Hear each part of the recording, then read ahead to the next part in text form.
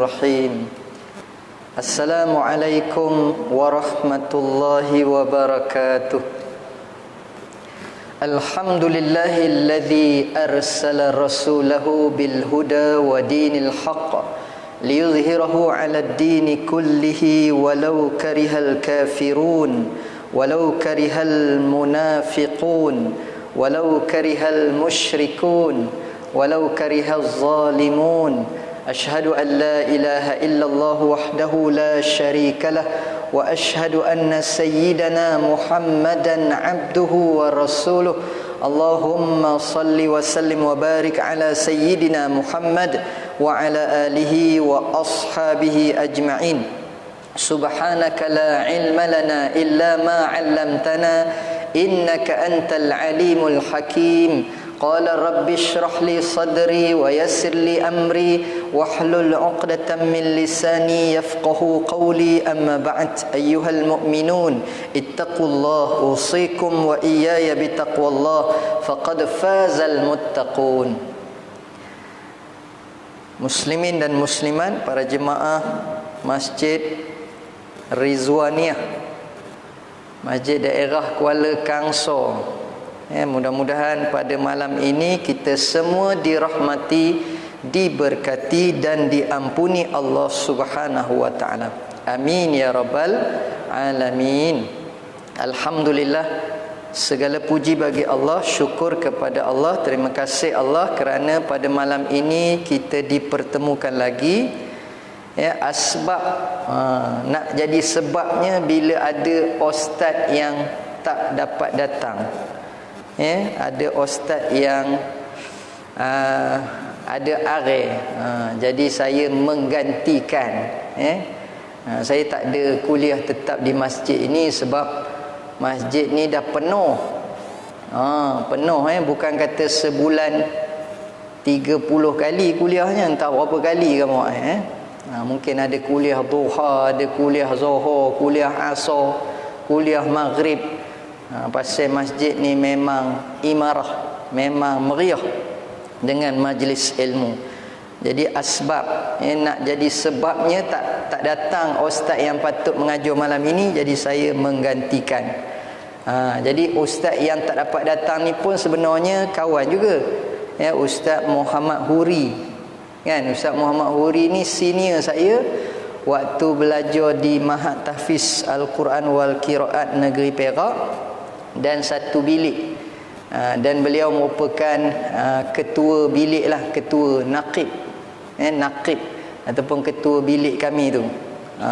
Ustaz Huri ni pandai ceramah, pandai main gitar, pandai nyanyi, pandai main bola, serba-serbi, cerdik orangnya. Dia punya SPM pun 10A. Sekolahnya di sekolah Cina apa, sekolah pundut dekat Setiawan, kat Lumut. Jadi saya yang menggantikan ni nampaknya tak berapa nak cerdik lah. Pasal biasanya yang dia punya killernya tu, yang utamanya cerdik lah. Saya ni tak berapa nak cerdik. Baik, jadi tuan-tuan yang dirahmati Allah sekalian, alhamdulillah, sekali lagi kita panjatkan kesyukuran kehadrat Allah Subhanahu wa taala di atas nikmat yang bermacam-macam dikurniakan oleh Allah kepada kita. Antaranya nikmat kebebasan.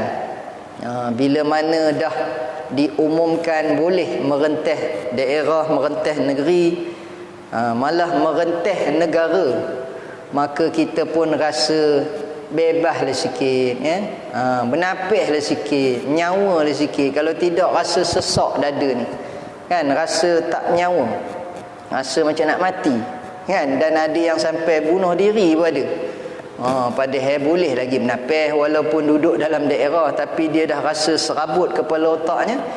Dia rasa jalan yang wajar ataupun jalan yang patut diambil ialah menamatkan riwayatnya. Padahal sebenarnya mengambil keputusan untuk membunuh diri itu bukanlah satu jalan yang menyelesaikan masalahnya, tetapi dia akan lebih merumitkan, kerana kehidupan yang sebenarnya bukan habis semasa di dunia, tetapi yang lebih panjang, yang lebih mencabar, yang lebih lama ialah kehidupan di akhirat nanti. Jadi kalau dia dah diambil keputusan macam itu, dia sebenarnya mencari masalah, mencari naik yang lebih besar lagi. Jadi alhamdulillah, yang ada di masjid pada malam ini kita masih lagi ada iman dan tidak berputus harap daripada rahmat Allah Subhanahu wa taala. Ya, ada pun di kalangan kawan-kawan kita yang dah pergi dahulu kerana diambil oleh Allah Subhanahu wa taala asbab kerana sakit Covid ataupun sakit-sakit yang lain, maka mereka itu pergi dahulu daripada kita. Ya, wa nahnu insyaallahu bikum lahiqun, dan kita akan menyusul seperti mereka. Bukan kata bila dah habis Covid ni kita tak mati juga kan, tapi cara lain lah pula. Tak apalah pula gamaknya virus yang datang lepas ni. Ya, dan yang kita paling takut ialah virus yang boleh merosakkan iman dan akidah kita, kerana inilah yang sangat ditakuti oleh para nabi dan rasul. Ya, apabila kita berada di akhir zaman, banyak fitnah-fitnah yang begitu dahsyat. Ya, yang kalau tak kuat iman, kalau lemah iman, maka kita akan terjerumus, tergelincir. Ya, jadi itu dia. Alhamdulillah, tuan-tuan yang dirahmati Allah sekalian, kita dah boleh pergi buat umrah. Itu antara berita baiklah yang kita dengar. Jadi saya pun bila dah kata boleh buat umrah ni, saya pun adalah perancangan nak pergi bulan 12 ni. Dan saya pun dah, orang kata dah booking lah dia punya tarikhnya kan, 17 sampai 28 hari bulan 12. Jadi kalau ada yang nak pergi dengan saya, mohlah kita kan. Kalau ada orang Kuala boleh pergi sekali, lagilah best, lagilah syok. Kita bolehlah berlabun cakap Perak aja dekat Mekah tu kan. Kalau pergi dengan orang lain kan payah juga kan. Kita dah kenal-kenal ni lagi senang. Belum apa-apa lagi dah promosi ya. Itu leh sekarang. Itu baru dia punya, orang kata dia punya bunga-bunga aja. Jadi oleh kerana kita dah boleh pergi Mekah ni, kan, saya pun pilihlah kitab yang saya pun baru aja beli kitab ni. Kemudian saya pun ada kuliah di satu surau di Taiping tu yang menggunakan kitab ini. Masa tu sebelum kata boleh pergi lagi. Jadi kitab ni tajuknya 40 hadis kemuliaan kota Mekah. Baru lagi kitab ni. Tak ada tidak di kedai buku. Rasanya belum ada lagi. Pasal ada kawan saya kerja kedai buku di Kuala ni, dia kata tak ada lagi di kedai dia. Di mana? Dia kata ada kedai besar katanya dekat Kuala ni. Kan? Kedai buku. Dia kerja kedai tu, dia kata tak ada lagi buku ni. Cantik. Cantik. Baik. Jadi 40 hadis kemuliaan kota Mekah. Jadi tuan-tuan ni, bila kita dengar hadis-hadis dalam ni, kita jadi ngigo kita tuan-tuan ni. Tak boleh jadi ni, tak boleh tahan ni, rasa nak pergi. Sekarang ni rasa nak pergi dah. Sekarang ni rasa nak celapak pergi dah. Belum lagi, nanti dulu. Banyak dia punya prosedur yang kita kena tahu. Sebab sekarang ni bila dah lepas pandemik ni, Covid ni, dia ada SOP dia. Yang tak sama seperti yang sebelum-sebelum ini. Jadi itulah kita nak bacakan hadis-hadis yang berkaitan dengan kemuliaan kota Mekah ni. Kenapa kota Mekah menjadi kota yang paling mulia, yang disebut sebagai kota suci? Antara saya gazetkan dulu kan, nak bagi kita nampak dulu dia punya gambaran dia. Sebab di sana tu ada Kaabah, tempat lain tak ada. Kalau ada orang kata dekat Pulau Pinang pun ada, dia kata sana pun boleh buat. Jangan. Kalau ada tu, itu mungkin tempat praktikal. Di Kuala ni pun ada Kaabah.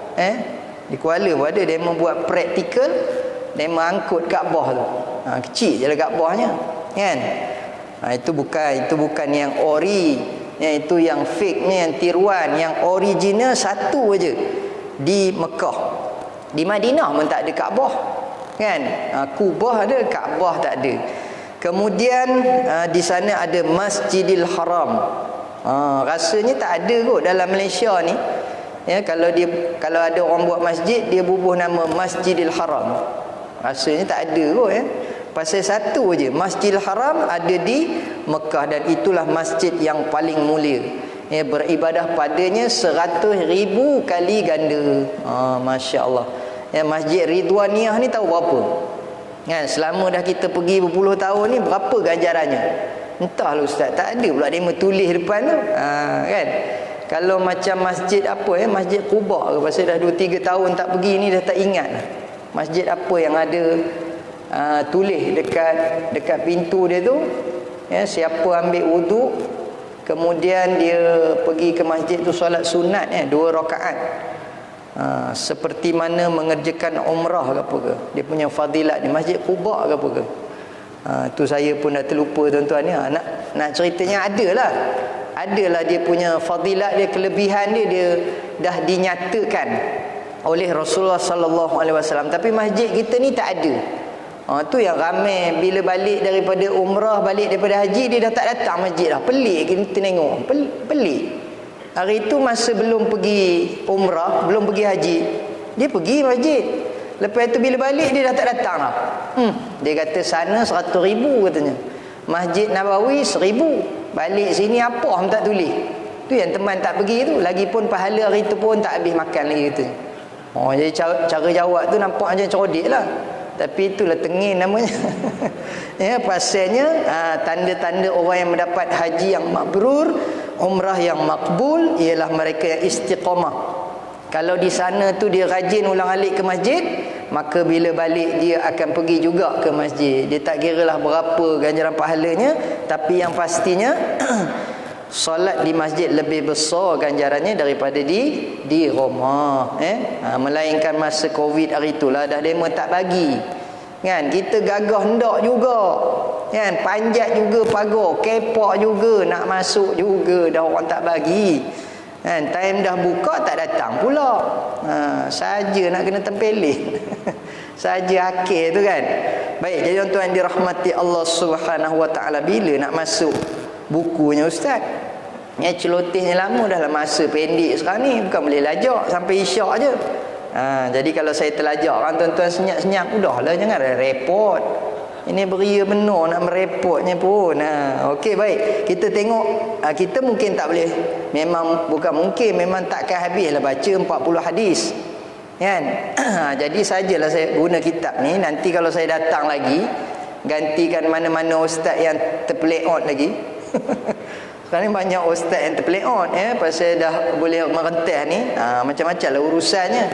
Jadi saya ni kira ustaz terojun dah dipanggil. Bukan bidan terojun, ustaz terojun.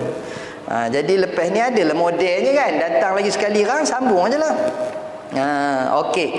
Jadi kita nak tengok hadis yang pertama. Tajuknya Al-Haram bagi kota Mekah satu kemuliaan. Al-Haram, kan? Sebab itu bila kita sampai di sana tuan-tuan, dia punya taksinya, dia punya basnya, dia tak kata Mekah Mekah. Memang tak ada lah, pasal dia bukan orang Perak kan. Dia tak sebut pun Masjidil Haram, dia sebut haram aja. Haram katanya. Kan? Haram Jeddah. Kita kata udah dia mencarut pula. Kan? Padahal haram tu maknanya ke Masjidil Haram, Jeddah tu ke Jeddah lah. Kan, ke airport kita tu, kan, mengalir ke sana lah. Tu yang kita tak tahulah asal usul haram Jeddah tu gamak itulah kot. Baik, Al-Haram. Kenapa kota Mekah dinamakan juga sebagai Al-Haram? An Ibn Abbas radhiyallahu anhu qala an-nabiy sallallahu alaihi wasallam yauma iftataha Makkah la hijrata walakin jihadun wa niyyah wa idza istunfirtum fanfiru fa inna hadzal balad harramahu Allah yauma khalaqas samawati wal ard wa huwa haramun bi hurmatillahi ila yaumil qiyamah. وإنه لم يحل القتال فيه لأحد قبلي ولم يحل لي إلا ساعة من نهار فهو حرام بحرمة الله إلى يوم القيامة لا يعضد شوكه ولا ينفر صيده ولا يلتقط لقطته illa man 'arrafaha wa la yukhtala khalaha. Qala al-Abbas ya Rasulullah illa al-idkhir fa innahu liqainihim wa libuyutihim. Qala illa al-idkhir. Artinya daripada Ibnu Abbas radhiyallahu anhuma. Bila sebut Ibnu Abbas ni anak kepada Abbas. Abbas ialah pakcik Nabi. Jadi anaknya siapa? Namanya Abdullah bin Abbas. Jadi Abdullah bin Abbas ni sepupu Nabi. Yang meriwayatkan ialah sepupu Nabi. Beliau berkata Nabi sallallahu alaihi wasallam telah bersabda ketika hari pembukaan kota Mekah, tidak ada lagi hijrah, yakni dari Mekah ke Madinah, tetapi yang ada hanyalah jihad dan niat. Jika kamu diperintahkan oleh pemimpin kamu untuk pergi berjihad, maka berangkatlah segera. Sesungguhnya negeri Mekah ini Allah telah mengharamkan, yakni memuliakannya pada hari dia menciptakan langit dan bumi. Maka sejak itu ia menjadi haram dengan kehormatan Allah hingga hari kiamat. Sesungguhnya seorang pun sebelumku tidak boleh berperang di dalamnya, dan juga tidak dihalalkan bagiku kecuali 1 saat pada siang hari. Maka sejak itu negeri Mekah haram dengan kehormatan Allah hingga hari kiamat. Duri-durinya tidak boleh dipatahkan, binatang buruan di dalamnya tidak boleh diusir, yakni diganggu atau diburu. Barang yang jatuh tidak boleh diambil kecuali untuk mencari pemiliknya, serta tumbuh-tumbuhannya tidak boleh ditebang. Al-Abbas radhiyallahu anhu berkata, wahai Rasulullah, kecuali pokok idkhir yang digunakan oleh tukang besi dan rumah-rumah mereka. Baginda sallallahu alaihi wasallam menjawab, ya, kecuali izkhir. Riwayat Al-Bukhari dan Muslim.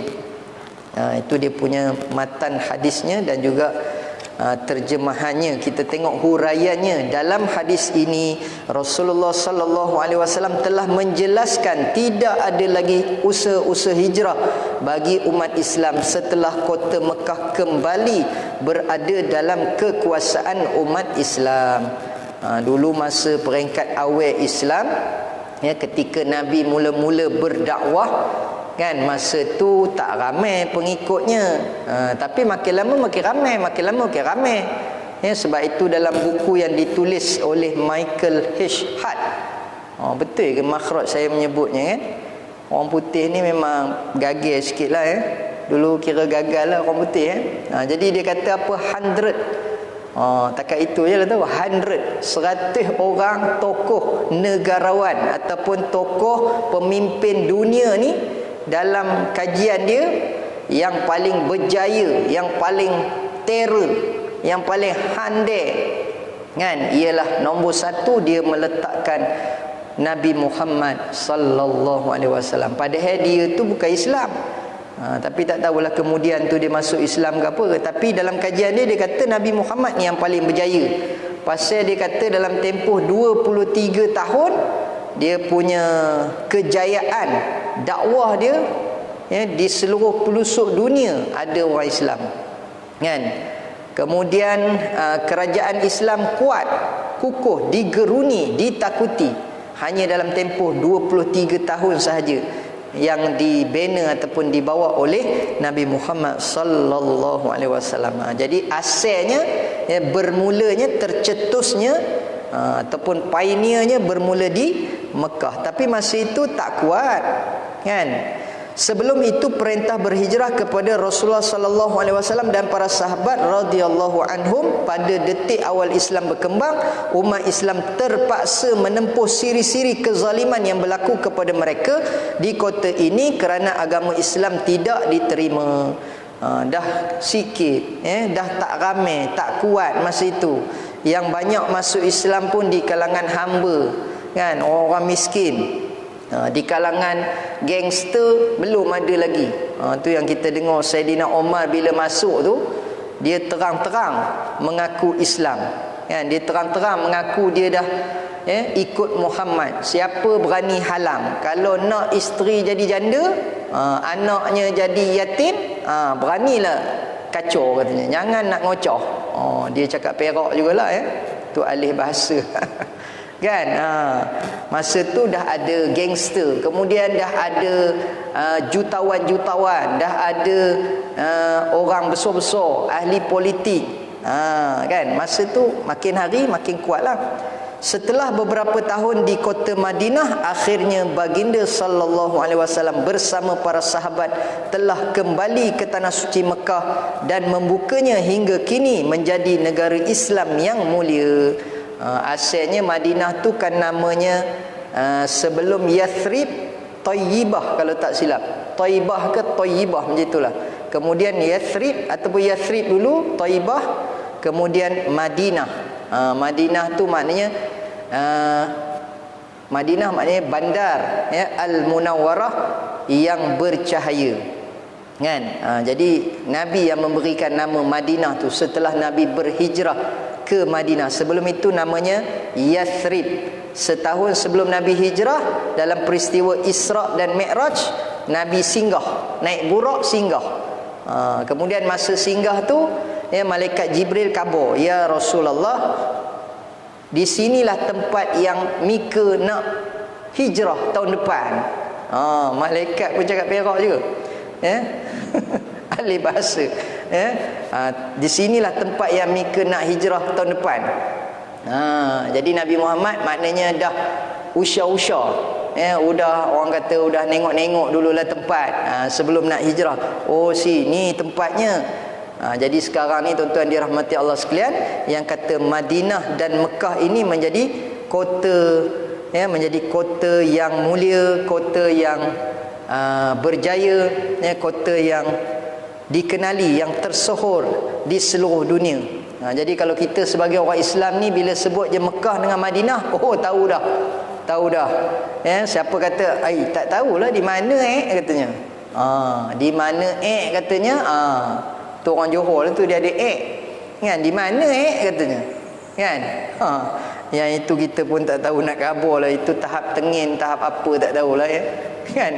Jadi kita yang sebagai seorang Muslim ni, Mekah dengan Madinah ni memang kita tahu, memang kita kenal, itulah tempat yang kita nak tuju, yang kita nak pergi.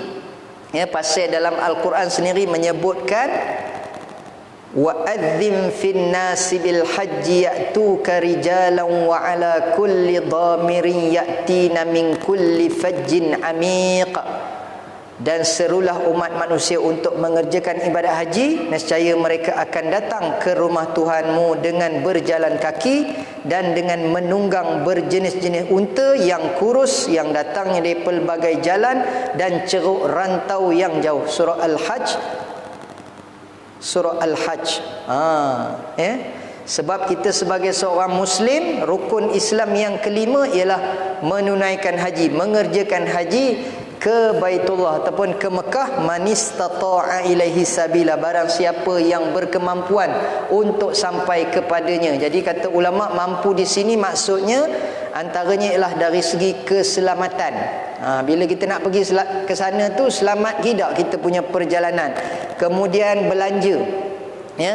Jadi sekarang ni tuan-tuan ni kalau tengok harganya naik dah.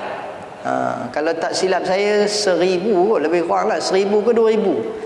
Ya, kalau sebelum ini ada 5,000 lebih lah dia punya pakejnya, tapi sekarang tak ada. Tapi kalau ada lah tuan-tuan ni, kalau ada lah dalam masa terdekat ni, bulan 11, bulan 12 ni, tiba-tiba ada pula 4,000, 5,000. Kan? Orang kita ni suka yang murah. Kan? Dia kata, ada tak yang murah?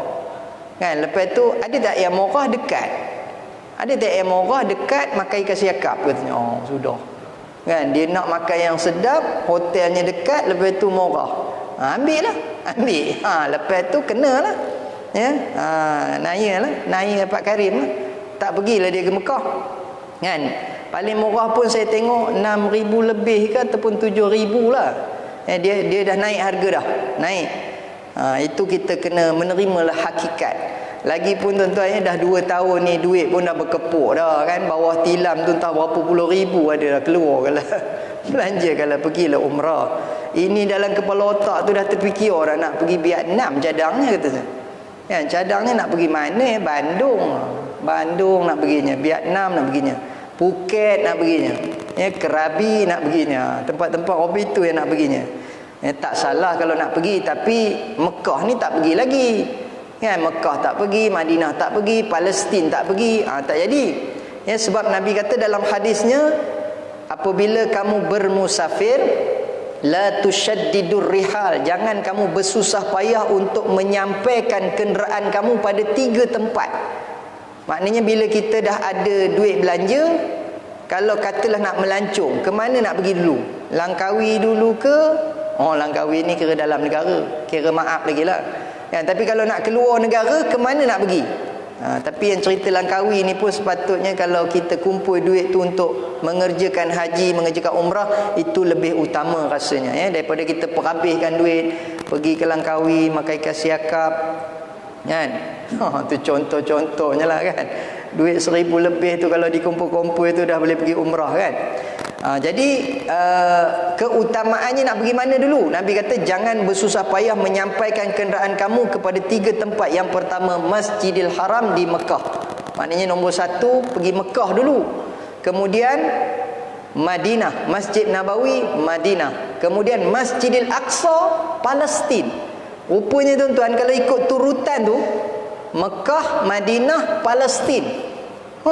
Kita selama hari ni Mekah pergi, Madinah pergi, lepas tu pergi ke Korea pula, kan, pergi ke Jepun pula, pergi ke Amerika pula, kan. Terlupa ada satu lagi tempat. Nabi kata kalau ikut tu turutan tu, Masjidil Aqsa Palestin, kan. Jadi lepas ni kena pergi Palestin lah. Ustaz nak buat apa? Mencari naik, Ustaz. Dia kata mencari naik. Kenapa pula? Bila pergi sana garang, kena tembak, apa tak dapat? Macamlah duduk Kuala ni tak boleh mati, kan. Kalau tak kena tembak pun, di Kuala pun tantah mati tercekik, boleh juga mati lemah. Saya saja tak ada apa sakit pun boleh mati juga, kan. Tengah dengar ceramah, pejam je matanya. Apa hal ni, kan. Kawan sebelah kata apa hal dia ni, nyandor pejam, kan, apa bunyi pun tak ada. Lepas tu bila dah habis kuliah, gerak-gerak pun dah tak menguit, rupanya udah pergi dah. Tapi tak apalah, kan, mati masa dengar kuliah. Jadi saya perhati-perhati tengok yang pejam mata terus buka, takut pula mati. Terus celik pula, apa salahnya mati masa mendengar ceramah ni? Tak apa, itu tanda kematiannya husnul khatimah, mati yang baik. Baik, kemudian dalam ayat tadi, ayat tadi sebenarnya tak habis cerita lagi tu, entah macam mana kita ni hati tu memang rasa nak pergi sana, mesti rasa nak pergi, kan. Apa cara pun mesti nak pergi juga, iaitu dengan cara berjalan kaki, menunggang berjenis-jenis unta. Jadi menunggang berjenis-jenis unta ni mewakili kenderaan lah yang ada sekarang ni, kan. Dah tak ada lah orang pergi naik unta. Tapi tuan-tuan ni nak ceritanya, pergi berjalan kaki ada. Saya dulu macam betul ke ada orang berjalan kaki? Ada. Macam kita dengar kisah Uwais Al-Qarni, kan. Uwais Al-Qarni dia pergi ke Mekah, bawa mak dia gendong mak dia jalan kaki. Dia pikul mak dia jalan kaki, kan. Kalau orang yang berada sikit naik unta lah. Kalau orang yang berada lagi mungkin naik kuda ke maknya, kan. Tapi dia pergi bawa mak dia jalan kaki. Dia pikul pula tu daripada Yaman sampai ke Mekah. Yang ini kita tak boleh nak gambar, kita tak boleh nak bayang, nanti pecah otak kita, kan. Nak ceritanya ada berjalan kaki. Lepas tu pula naik basikal. Ada orang naik basikal? Ada orang Malaysia, kan. Tuan-tuan mungkin dah pernah dengar ceritanya ustazah viral naik basikal pergi Mekah dengan suami dia. Asalnya suami dia ngajak ke dia yang ngajak, tapi suami dia ni pandai naik basikal, memang kaki basikal, kan. Yang isteri dia tak biasa lagi naik basikal. Dia bukan cycling apa ke, dia bukan orang yang kaki basikal lah. Lepas tu sebulan ke 2 bulan sebelum nak pergi tu, dia kayuh basikal, dia berlatih, kan. Lepas tu dia pergi ke Mekah naik basikal. Kemudian yang naik motor pun ada, yang naik kereta pun ada, naik kereta api pun ada, naik kapal apa ni, kapal laut ni dulu lagi dah, kan. Naik kapal terbang kebanyakannya, kan. Nak ceritanya kita mesti rasa nak pergi sana, apa cara pun kita nak pergi. Baik, penekanan terhadap syariat berjihad turut disebut oleh Rasulullah sallallahu alaihi wasallam dalam hadis ini. Begitu juga peringatan kepada umat Islam agar mentaati pemimpin juga dinyatakan oleh Rasulullah sallallahu alaihi wasallam. Tadi Nabi sebut apa dia? Tidak ada lagi hijrah. Kan dulu daripada Mekah pergi ke Madinah. Lepas tu sekarang ni nak pergi ke mana pula lagi? Pasal di tempat kita ni tak ada berlaku apa sekatan, penindasan, kezaliman. Kita nak buat amal ibadat, pergilah. Tak ada siapa nak ngocahnya, tak ada siapa nak menyekatnya. Cuma dia punya dugaan-dugaannya tu. Itu yang Nabi kata jihadun nafs, jihad melawan nafsu. Nafsu kita je yang berat nak pergi. Kan kadang-kadang isteri jadi punca, kadang-kadang isteri terbang. Kita ni dah tiap-tiap hari ke masjid. Kan apa kata? Apa dia? Malam ini kita pergilah pasar malam pula. Kan kita dah tiap-tiap malam ke masjid. Malam ni kan malam pasar malam. Jadi kita pergilah pasar malam. Kita tak payah pergi masjid pula.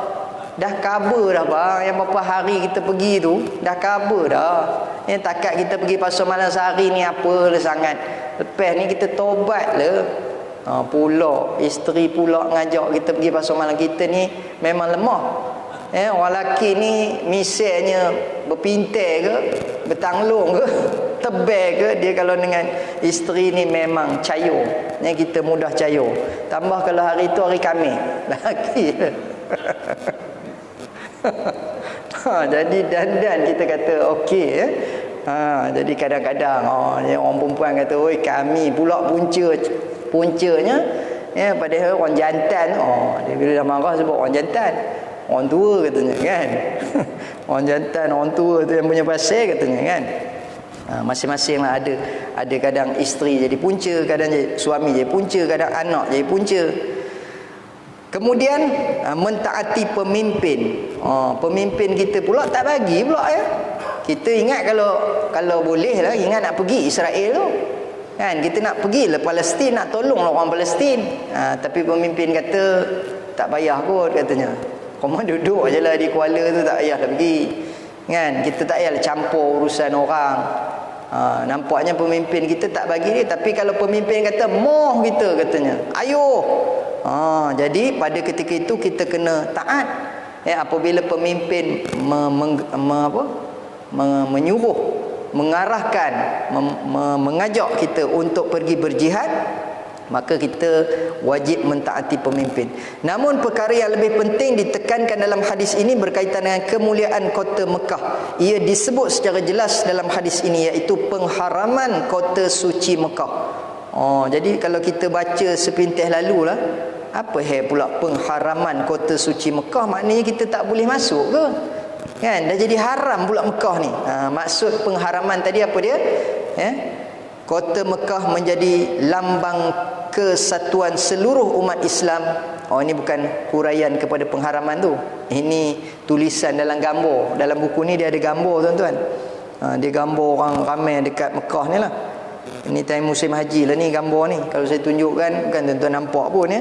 Tapi dekat gambar tu dia tulis kota Mekah menjadi lambang kesatuan seluruh umat Islam tanpa mengira bangsa dan kaum, kerana berkumpulnya sebahagian besar umat Islam di sana.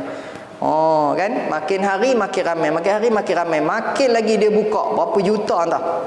Dia punya perancangan dia tu, kalau kita tengok replika ke apa dekat Muzium Mekah tu kan, tahun 2000 berapa entah, yang kita pernah pergi ke muzium tu, kita tengok dia ada replika dia kan, yang dah siap sepenuhnya.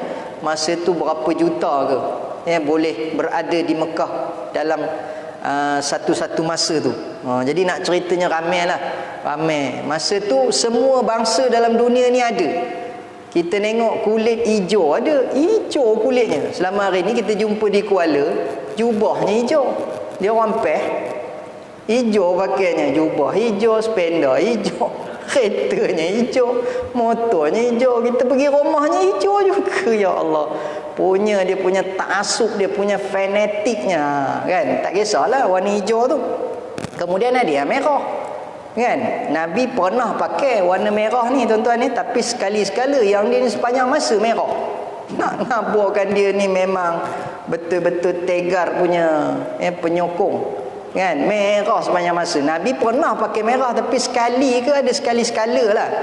Kan, Nabi selalu pakai warna putih. Yang selalu pakai putih, jubah putih, pakai kurta putih ni tabligh. Kita pakai putih dia kata kita tabligh pula. Padahal itu yang Nabi gemar pakai. Kan, dan Nabi juga pakai hijau. Kemudian Nabi pakai hitam, pakai pakaian warna hitam. Itu masa perang. Bukan kata pakai jubah saja hitam ataupun berpakaian serba hitam. Imamatus sauda, serbannya pun hitam, all black. Kan, sebab melambangkan kegerunan bila pakai warna hitam tu. Jadi di sana kita jumpa orang yang kulit hijau, kulit kuning, kulit coklat, kan, kulit hitam, hitam legam. Dah hitam legam pula. Lepas tu ada pula yang hitam legam metalik pula lagi. Bapa dah lah hitam legam berkilat pula. Yang ini bukan kata malam, siang pun tak nampak. Pasal bila kena cahaya matahari silo, pasal dia berkilat. Kita tengok je pun silo jadinya. Punyalah ada macam-macam jenis orang tuan-tuan kan. Tapi bila sebut pasal hitam ni teringat pula Hajarul Aswad. Batu hitam yang berada di penjuru Hajarul Aswad dekat Kaabah tu.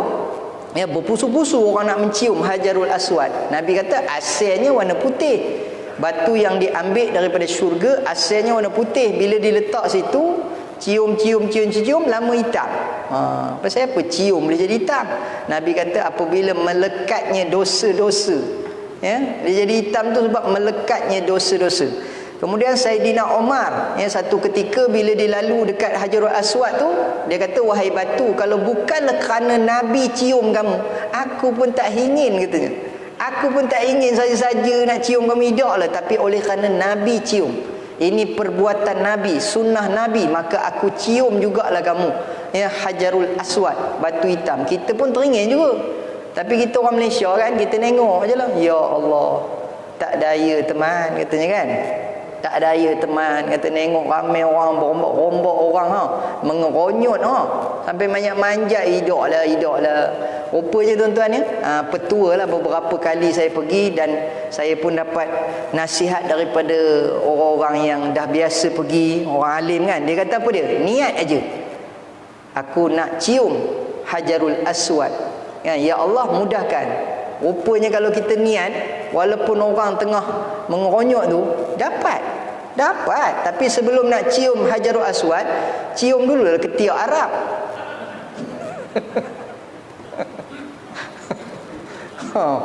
Besar gelak tu. Maknanya adalah dugaannya juga, bukanlah mudah. Macam kita dengar tuan-tuan, nanti mudah lorong aja. Seolah-olah demo tu tiba-tiba rambut pecah kan. Dia buka bagi laluan, tak tahulah pula kan tuan-tuan Itu rezeki masing-masing, entah ada entah hidup. Tapi berdasarkan pengalaman, semua kata dia akan melalui kesusahan jugalah, tapi Allah akan izinkan dapat cium. Tapi sebelum nak cium tu, cium ketiak Arab dulu. Kan, pasal kita ni orang Asia ni dia ketot-ketot. Kan, dia akan lalu celah kangkang, celah ketiak dulu, dapat. Tiba-tiba je entah macam mana, nyengok-nyengok dah sampai je depan tu. InsyaAllah Jadi niat, jangan sekali-kali bila kita nengok tu kita kata tak ada harapan lah ni, katanya. Dia kata pergi pukul 2 pagi. Tengok pukul 2 pagi pun meronyok juga. Atau bila jam yang tak ada orangnya, memang tak ada lah. Memang sepanjang masa mesti ada orang. Sebab orang lain pun macam itulah juga dia fikirnya. Dia kata pergi pukul 2 kan. Kalau dah semua orang fikir macam itu, pukul 2 tu yang paling ramai. Jadi pergilah bila masa pun ramai. Baik. Lupa dah. Teringat ketiak Arab pula dah.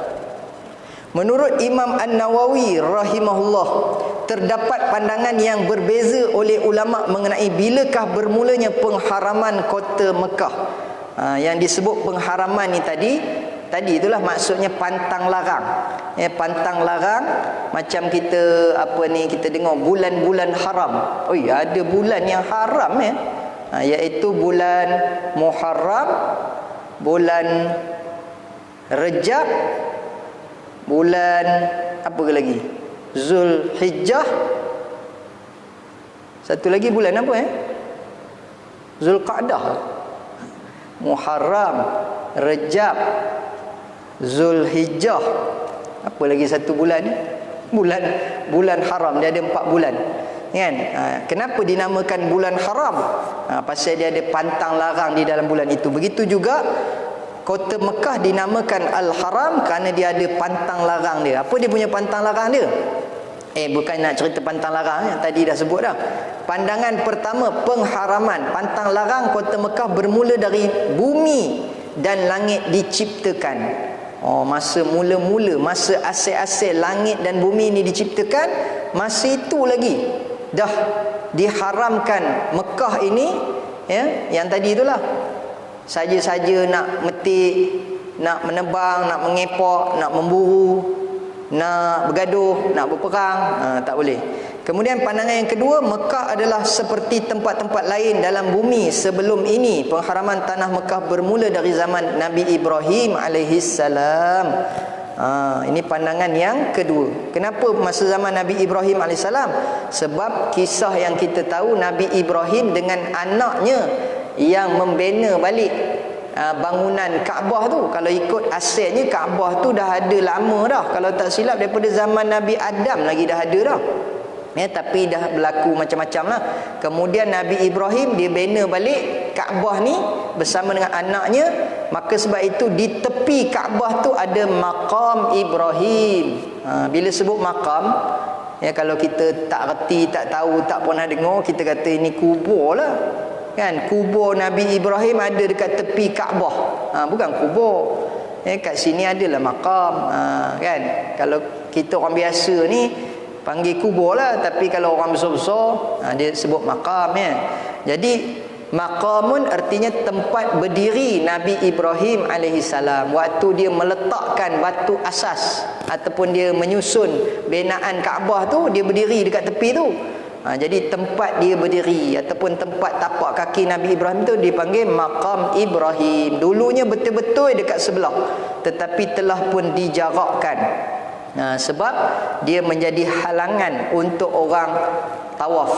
Bila kita pusing tu, tiba tang situ orang sudah terhalang. Jadi dia jarakkan sedikit. Tapi yang jarak tu pun terhalang juga. Kan? Tapi masih lagi boleh kita lalu lah. Tapi kita memang suka berhenti. Bila sampai situ kita berhenti, kita pusing pula. Pusing, ambil gambar pula, intai pula dalam itu. Betul baru teringat, aku ni tengah tawaf. Bila kita berhenti berpusing ambil gambar, maka terbatallah kita punya pusingan tawaf yang itu. Sebab kita tak boleh beralih dada kita. Kan? Jadi kita terlupa. Bila kita teringat balik, kira pusingan itu batal, kena pusing lah sekali lagi. Tapi kalau dah selesai tak apa. Sebab itu tuan-tuan ni kena adalah sedikit ilmu. Itu yang kata kena kursus haji, kursus umrah. Kan? Masa kita tawaf tu, boleh ke kita pegang Kaabah tu? Itu pun kita kena tahu juga. Sebab dekat Kaabah tu dia meletak minyak wangi. Kita ni pula antara pantang larangnya ialah tidak boleh berwangi-wangian. Ada yang terlupa pakai spender apa ada. Kan? Padahal tak boleh pakai spender, tak boleh pakai pakaian berjahit. Baru teringat tengah tawaf, Allah, awak pakai spender katanya. Kan? Pasal dah biasa pakai, tiba-tiba bila tak pakai tu dia rasa lain. Jadi dia pakailah. Rupanya macam tu. Baik, dia ada tawaf yang umrah yang wajib, ada umrah yang sunat, ada tawaf sunat, dia ada beberapa lah perkara. Baik, jam dah bunyi lah pula. Boleh lah jawab sikit lagi boleh? Boleh kan? Boleh belah? Siapa kata dengar daripada jauh? Boleh belah. Sikit sikit lagi. Imam An-Nawawi menyatakan pandangan yang lebih tepat ialah pengharamannya bermula sejak langit dan bumi diciptakan. Namun pengharamannya itu hanya sepi tanpa disebut-sebut sehinggalah tibanya zaman Nabi Ibrahim alaihissalam. Ia kemudiannya kembali diperintahkan menjadi tanah yang haram. Kelebihan atau fadilat. Kemuliaan Mekah Al-Mukarramah. Kalau Mekah dia punya gelar dia Al-Mukarramah, yang mulia, Mekah yang mulia. Kalau Madinah tadi Al-Munawwarah, yang bercahaya. Sejak bumi diciptakan telah dibuktikan dalam hadis ini sebagai Tuhan yang Maha Pengasih dan Penyayang kepada hamba-hambanya. Kelebihan-kelebihan Mekah sebagai tanah haram telah dilimpahkan kepada seluruh hambanya yang beriman dan bertakwa. Banyak ganjaran pahala dan pengampunan dosa yang akan diperoleh mereka yang menjadi tetamunya. Satu lagi hadis ni tuan-tuan, dia pendek je. Boleh ya? Pendek je. Hadis yang kedua, larangan membawa senjata sebagai satu penghormatan buat Mekah. Bila kita pergi ke sana tuan-tuan ya, janganlah bawa pula gerambit kita, kan, kita punya pisau lipat kita. Macam ada niat lain pula bila pergi ke sana. Ni standby ustaz, standby katanya. Pasal saya dengar di Mekah tu ada Abu Jahal katanya. Saya standby bukan apa awak ni keturunan katanya, keturunan panglima. Jadi awak ni memang ke mana saja ada bawa lah, ada pemakaiannya lah katanya, kan. An Jabir bin Abdullah radhiyallahu anhu qala sami'tu Rasulullah sallallahu alaihi wasallam yaqul la yahillu li ahadikum an yahmila bi Makkah as-silah. Artinya diriwayatkan daripada Jabir bin Abdullah radhiyallahu anhu, beliau berkata, aku telah mendengar Rasulullah sallallahu alaihi wasallam bersabda, tidak boleh seorang pun daripada kalangan kamu membawa senjata di dalam kota Mekah. Riwayat Muslim. Tapi yang herannya adalah berlaku kan kecurian. Dia kata duit simpan dalam poket, kan, dalam poket tengah, poket Doraemon kita tu pun sedor-sedor udah macam kena gunting. Ada tu, jadi tuan-tuan ni di Mekah pun ada juga yang nakal, kan. Aina Musa Fir'aun, di mana ada orang baik, di situ pun ada orang yang nakal. Ada juga orang jahat. Di dalam kota Mekah tu ada. Cuma Nabi larang kita bawa senjata. Baik huraiannya. Panjang pula kalau dihuraikan tadi, kan. Sejarah telah merakamkan ketika Rasulullah sallallahu alaihi wasallam dan para sahabat ingin memasuki kota Mekah dari Madinah Al-Munawwarah pada tahun ke-6 Hijrah. Berlakunya perjanjian Hudaibiyah yang menyaksikan beberapa perjanjian telah disepakati antara umat Islam dengan musyrikin Mekah. Antara kandungan perjanjian tersebut ialah umat Islam tidak dibenarkan membawa senjata atau pedang yang terbuka tanpa sarung ketika masuk ke kota Mekah. Senjata yang dibawa oleh umat Islam yang ingin masuk ketika itu tidak boleh dikeluarkan dari bekehnya. Maknanya boleh juga bawa, tapi kena bersarung.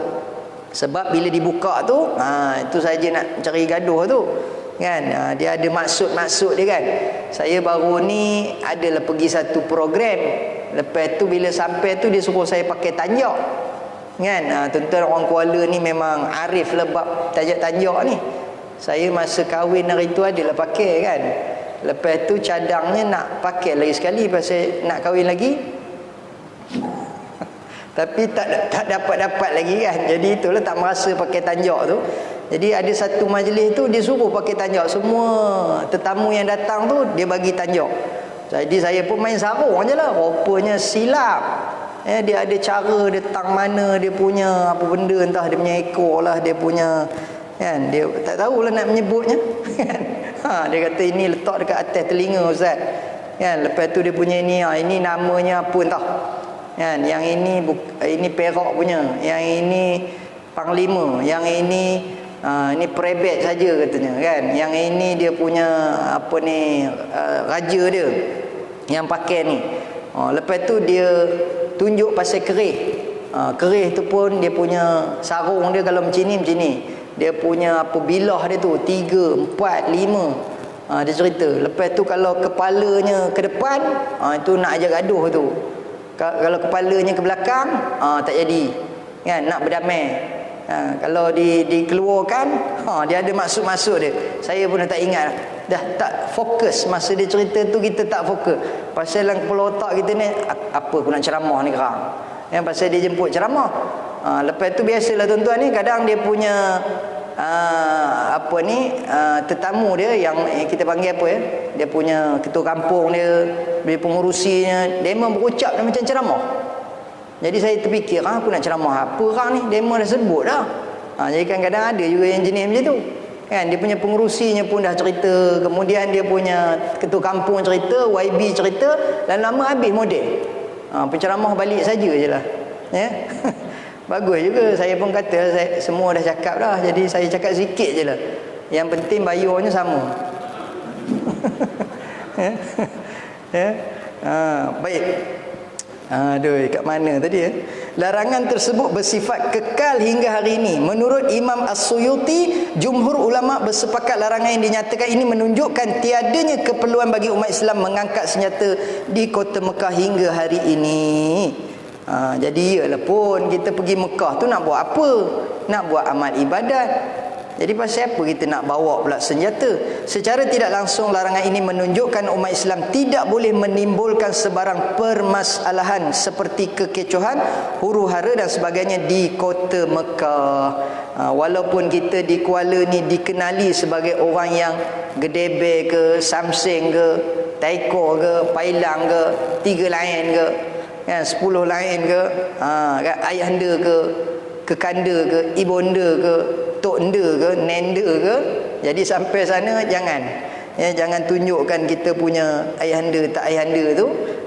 Jadi kita datang ke sana bukan nak cari gaduh, kita nak buat ibadat. Baik, yang terakhir sekali, kelebihan ataupun fadilatnya, larangan membawa senjata berdasarkan hadis ini amat berkaitan dengan ibadah yang akan dilakukan oleh umat Islam yang datang ke Mekah. Ia telah menjadi pembahasan hukum fiqh yang diperincikan para fuqaha. Kehadiran umat Islam sebagai tetamu Allah hanyalah untuk beribadah, bukannya untuk melakukan sebarang kejahatan dan kezaliman.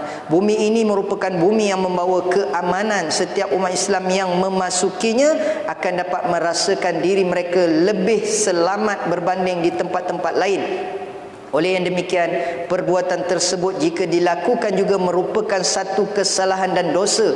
Hal ini demikian kerana ia telah melanggar larangan di bumi yang mulia ini, berbeza dari tempat-tempat yang lain, iaitu tiada larangan khusus seperti pengharamannya di kota suci Mekah ini. Inilah yang menjadi beza kota Mekah dengan kota-kota yang lain, kerana dia punya pantang larangnya ada yang dah sabit daripada awal lagi, daripada sejak bumi dan langit diciptakan lagi. Dia punya pantang larangnya tu dah ada dah. Tu yang kata kota Mekah ni special daripada kota-kota yang lain di dunia ini. Jadi tuan-tuan dirahmati Allah sekalian, mudah-mudahan dengan mendengar hadis-hadis itu tadi memberi satu motivasi untuk kita sampai menjejakkan kaki di kota Mekah. Kalau yang belum pernah lagi, niat, insya-Allah Allah mudahkan, cari jalan usaha, mesti sampainya, mesti dapatnya. Siapa yang dah pergi mungkin dia akan teringin nak pergi lagi. Cuma adalah ulama kata kalau di kalangan ahli keluarga kita, tuan-tuan, kita ni memang orang berada, orang ado-ado, kan, asyik kita je pergi tiap-tiap tahun. Apalah pula salahnya kali ni kita sponsor pula adik kita ke, kakak kita ke, adik-beradik kita yang belum pernah sampai dan dia memang tak mampu. Maka seperti mana dia mengerjakan ibadat tersebut, maka ganjaran pahalanya pun kita akan dapat walaupun kita tak pergi. Yang pergi tu dia, pasal kita sponsor dia. Maka setiap kali dia melakukan ibadah di sana, maka selama itulah juga kita akan mendapat ganjaran yang sama walaupun kita tak pergi. Bagilah pula dia merasa, kan. Dan sebenarnya kepuasan, kebahagiaan itu akan kita perolehi, ketenangan apabila kita memberi, kita bersedekah. Bukannya kita makan seorang, pulun seorang, walaupun kita berkemampuan. Baiklah, sekadar itu saja. Minta ampun, minta maaf jika ada salah dan silap. InsyaAllah panjang umur, murah rezeki, kita akan bertemu lagi. Jadi harapnya kalau nak bagi kerap jumpa, kan, kena ramailah ustaz yang tergeliat, jadi dapatlah jumpa selalu, kan. Pasal saya menggantikan ustaz yang tergeliat je, tapi bila sampai hari kosong pula, saya pula tak free, ada program di tempat lain, tapi hari ni kebetulan nak jodoh, nak jodoh kita bertemu. Baik, jadi saya minta izin masa nak iklan pula sikit. Sebenarnya tuan-tuan, saya bacakan buku ni tadi, 40 hadis kemuliaan kota Mekah ni. Selain daripada baca tu, sebenarnya ada agenda juga. Kan, saya ada bawa buku ni, ada bawa buku ni sebab saya kata tadi mungkin akan datang kita akan gunakan buku ni kan, kalau saya datang lagi. Jadi kalau tuan-tuan nak dapatkan buku ni yang masih baru, masih panas lagi di pasaran, yang belum ada lagi di kedai-kedai buku. Jadi buku yang saya bawa ni ada 33 buku aja, 33 buah aja bukunya. Jadi kalau nak dapatkan harganya RM20. Tapi kan ada cara nak dapat peri. Macam mana nak dapat peri Ustaz? Siapa pergi umrah dengan saya pada 17 hari bulan 12 ni, 17 sampai 28, saya akan bagi free buku ni. Bagi apa free siapa yang daftar. Masa ada lebih kurang sebulan 10 hari lagi. Sebulan berapa hari saja lagi. Jadi masih sempat kalau ada yang nak pergi. Saya pilih tarikh tu sebab dia dalam cuti sekolah. Lepas tu dia tak adalah langkah sampai dah buka sekolah, sebab cuti sampai 31. Jadi kita yang ada anak kecil yang masih bersekolah, tuan-tuan ni ramai anak kecil lagi kan, pasal semua isteri baru kan. Jadi anak pun masih kecil-kecil, baby-baby lagi. Jadi eloklah tu. Itu doa tu, amin lah. Jadi tak ada kot yang anak kecil dah tak ada kan. Inilah masanya time cuti sekolah ni kan. Kalau tidak kita boleh cucu masa cuti sekolah, memang ngantuk. So kita pula melanya kan. Kita tu macam saya pun natuk juga kan. Padahal saya pun ngantuk juga kat mak saya. Baik korang ngatur orang. Baik, jadi tuan-tuan ni itu kalau siapa nak daftar. Kemudian kalau ada yang kata saya tak nak pergi dengan ustaz, saya nak pergi dengan ustaz lain, tak kisahlah, boleh juga. Cuma saya pergi ni dengan Darul Mubarak. Tuan-tuan pun tahu syarikat ni Ustaz Ismi, dia punya HQ-nya dekat Syed Iskandar, Ipoh ada. Dekat Kuala Kangsar ni dia tak ada ofisnya, dia ada ejen saja, dia ada wakil lah, mutawifnya ada. Jadi saya akan pergi dengan Darul Mubarak, package selesa 7,890. Bukan yang package yang mahal tu, itu 8,000 lebih, 4,000 lebih ke 9,000 lebih ke. Saya pergi package yang sedang. Tapi masih lagi hotelnya dekat, Makarim Ajiat. Kalau yang dekat Mekah tu, yang belakang Safwa Tower tu, dia 200 meter, 200 ke 150 meter macam itulah. Nak dekat mana lagi, takkan buka-buka Torih Kaabah aja kan. Jadi okey lah tu, jarak sikit. Jadi banyak langkahnya, banyaklah pahalanya. Kemudian apa lagi? Baru ni ada kawan di Masjid Ubudiah. Saya singgah Masjid Ubudiah, dia tanya, "Ustaz pergi umrah kan?" Dia kata, "Ustaz, dia makan macam mana?" Dia tanya makan. Mika ni makan saja yang tanyanya kan. Yalah, penting juga makan. Kita nak buat amal ibadat ni kena ada tenaga katanya. Lepas tu saya katalah, jangan risau. Dia punya selera Melayu, masakannya selera Melayu, ikan siakap pun ada. Saya cakap siap ikan siakap pun ada. Jangan risau, selera Melayu. Jadi tuan-tuan ni siapa nak ikut boleh inilah, boleh ambil saya punya ni kad. Saya ada bagi kad, business card. Kemudian siapa kata tak nak pergi, dia nak upah umrah, nak buat upah umrah, saya akan buatkan upah umrah. Patutnya 500 sekarang, tapi bagi diskaun 400. Upah umrah untuk ahli keluarga yang sudah meninggal dunia ataupun yang uzur. Buat umrah, kemudian buat hajinya nantilah musim haji nanti. Kemudian siapa nak buat akikah, biasanya RM500 seekor kambing, tapi diskaun RM450. Banyak banyak dia punya cabang bisnesnya tu. Kan, akikah boleh, upah umrah boleh, siapa yang nak pergi umrah pun boleh, dan siapa yang nak beli buku ni pun boleh juga. Kemudian ada sikit lagi, yang ini tinggal sikit, tinggal 4 bekas saja. Kurma ajwah tinggal 4 bekas je. Satu bekas RM45, 500 gram. Beli sekilo RM80. Lembut je kurma ajwah.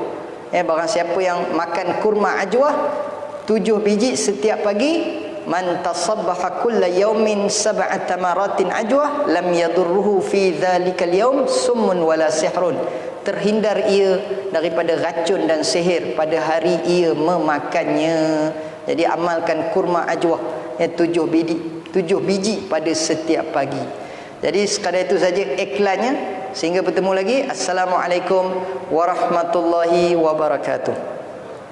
A'udzu billahi minasyaitonir rajim. Bismillahirrahmanirrahim. Alhamdulillahi rabbil alamin hamdan hamidin والصلاة والسلام على أشرف الأنبياء والمرسلين وعلى آله وصحبه أجمعين. رضينا بالله ربا وبالإسلام دينا وبمحمد نبيا ورسولا. اللهم فقنا في الدين وعلمنا التأويل واهدنا صراطك المستقيم. ربنا افتح بيننا وبين قومنا بالحق وأنت خير الفاتحين. ربنا آتنا في الدنيا حسنة وفي الآخرة حسنة وقنا عذاب النار وأدخلنا الجنة مع الأبرار يا عزيز يا غفار يا رب العالمين. وصلى الله على سيدنا محمد وعلى آله وصحبه أجمعين والحمد لله رب العالمين. تقبل الله منكم منا ومنكم.